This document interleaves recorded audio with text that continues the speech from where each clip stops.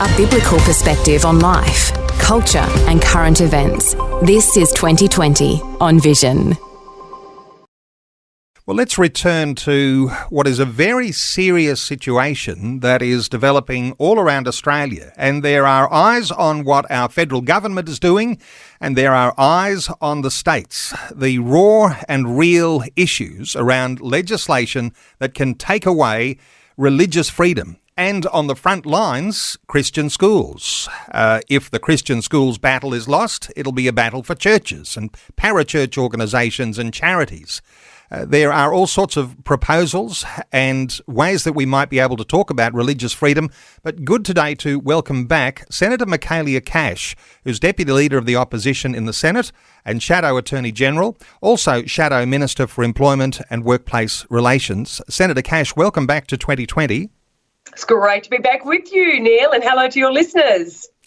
Senator, let me ask you about the sort of legislation that's being proposed by the federal government, because while we've got federal legislation that's being debated, there are state bills that are also being drafted and perhaps will pass and will make what happens federally completely obsolete. What is the opposition's position on what's happening in the states? Yeah, look, that's an incredibly insightful way of saying it. So if you recall, when I was the Attorney General and we were in government, we brought forward a bill, and it was our 2022 Religious Discrimination Act bill, that included an express override for other Commonwealth, state and territory anti-discrimination legislation, because we recognised that the Commonwealth legislation, if it didn't have the state override, still left you under attack from the Labor states and territories. So I consulted widely, Neil, across the board with faith-based groups, and this was something that was very much a red line issue for them in 2022. Having a religious discrimination bill that effectively had teeth and gave them those protections. So I now have, as you know, the proposed religious discrimination bill put forward by Mr Dreyfus, who is the Attorney General, on behalf of Mr Albanese as the Prime Minister of this country. The overwhelming feedback that I have received is that it is seriously deficient, in particular because protections for statements of belief are significantly wound back. Now, what does that mean?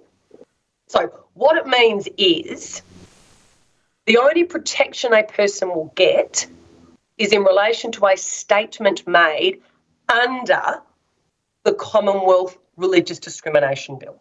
So a claim could still be brought against you under the Sex Discrimination Act federally or under any state or territory anti-discrimination legislation.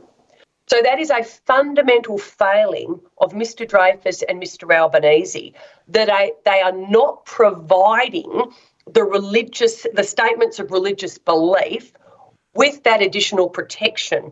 And it's a fundamental departure from the Coalition's 2022 bill, which, as I said, at the time I had consulted widely with faith groups across the country.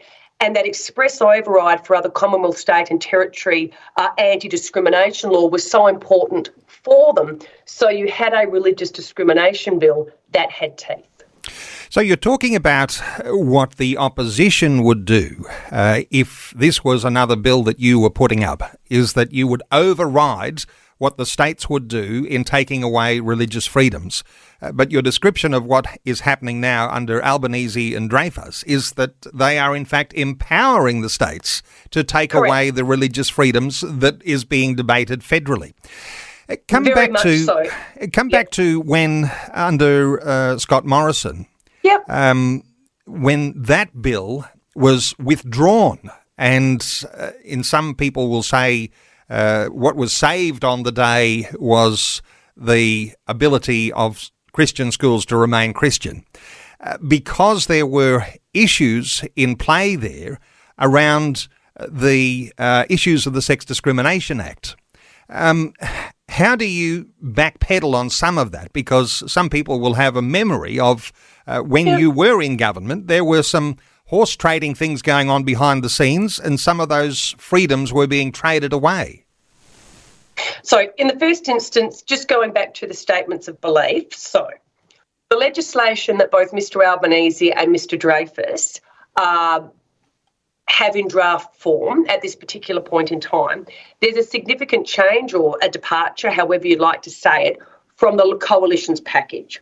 So the bill that I had brought forward, our religious discrimination bill, expressly made clear that a religious statement of belief made in good faith, and again, it always had to be made in good faith. We're not talking about anything that's not done in good faith. It always had to be done in good faith.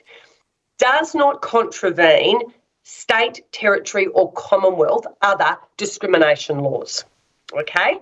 Clear departure here in the draft legislation that we have because the protections are significantly wound back. In terms of the Sex Discrimination Act, under Mr Albanese and Mr Dreyfus, again, the protections that schools have are very much to choose to employ staff who hold to and model the religious faith of the school and freely teach and promote the religious beliefs of the school. That's what's been taken away.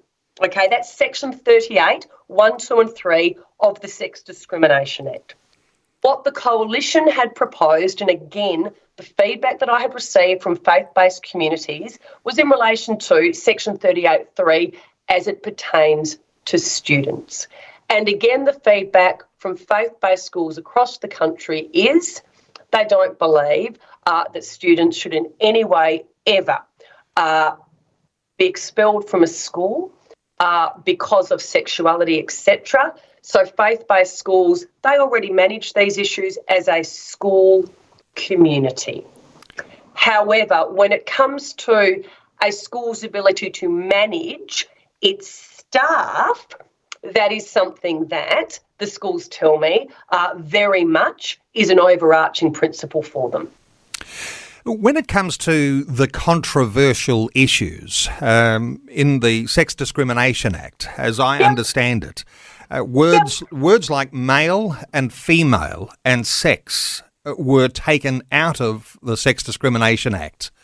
Is there some assurance that you might be able to give listeners around the differentiation between male and female that might be reinserted into the Sex Discrimination Act to give clarity in all of the confusion that certainly is just playing havoc with so many young women and young men, particularly young women?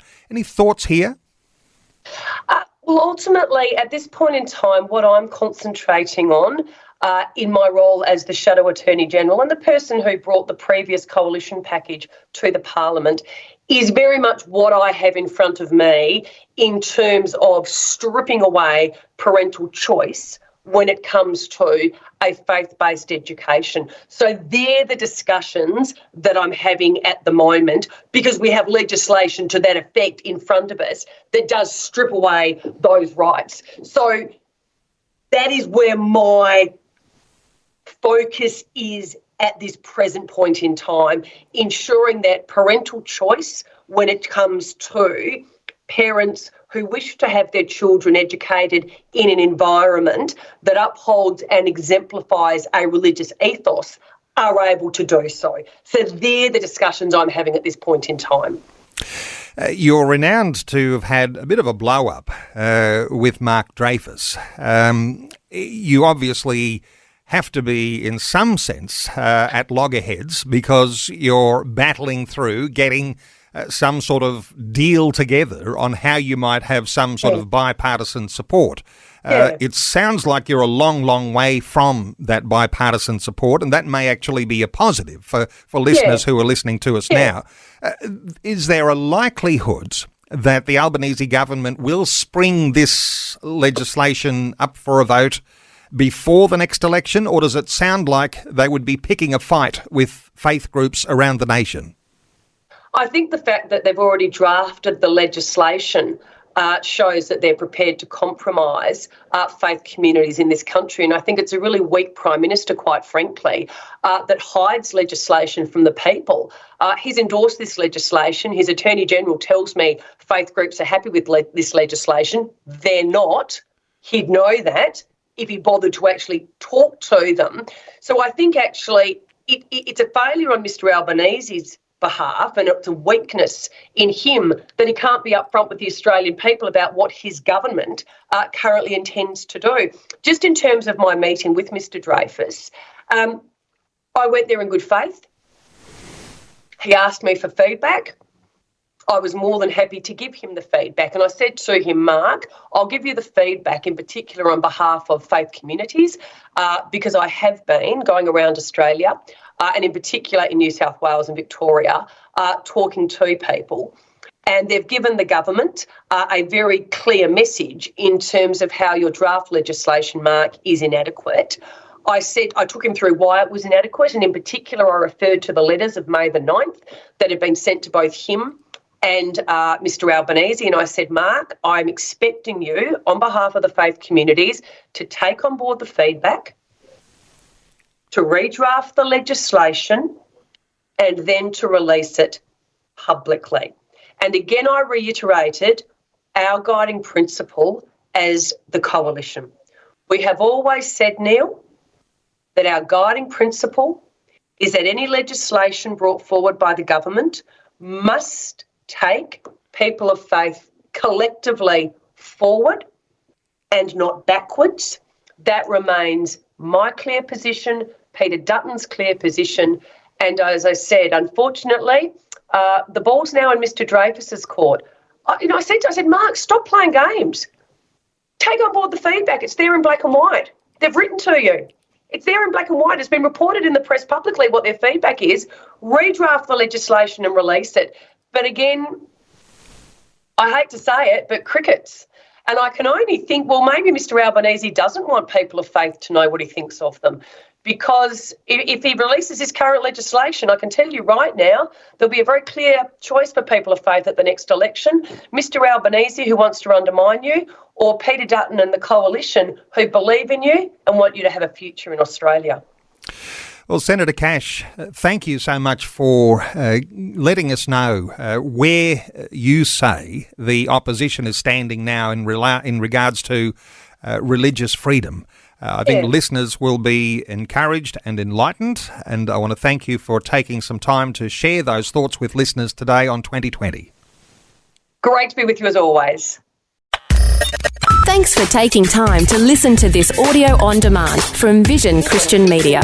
To find out more about us, go to vision.org.au.